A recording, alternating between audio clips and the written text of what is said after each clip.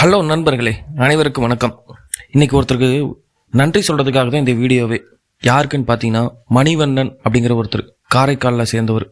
அவர் என்ன பண்ணியிருக்கார் அப்படின்னா, ரோட்டில் போயிட்டு இருக்கும்போது ஒரு பேக் இருந்திருக்குங்க. அந்த பேக்கை ஓப்பன் பண்ணி பார்த்தா ஃபுல்லாக நகை, கொஞ்சம் பணம் இருந்திருக்குங்க. கிட்டத்தட்ட 40 பவுன் நகை சேருமாங்க.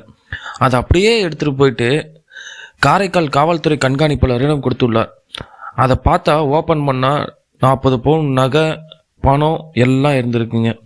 அவர் ஒரு கூலி வேலை செய்கிறவர், டிரைவரு. ஒரு நாளைக்கு 600 ரூபாய் தான் சம்பளம் வாங்குறவர்.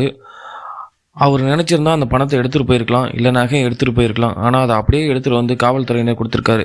அவரை கேட்டால் என்ன சொல்லியிருக்காருன்னா, பாவம் யாருதும் தெரிலிங்க, விட்டுட்டு போனது ரொம்ப கஷ்டப்பட்டுருப்பாங்க, தொலைவிட்டு இருப்பாங்க, எதுக்காக இதை சேர்த்து வச்சுருக்காங்களோ தெரியல அப்படின்னு சொல்லிட்டு அப்படியே அவங்க கஷ்டப்படக்கூடாது அப்படிங்கிறதுக்காக கொண்டு காவல்துறையினரிடம் கொடுத்து ஒப்படைத்திருக்காரு.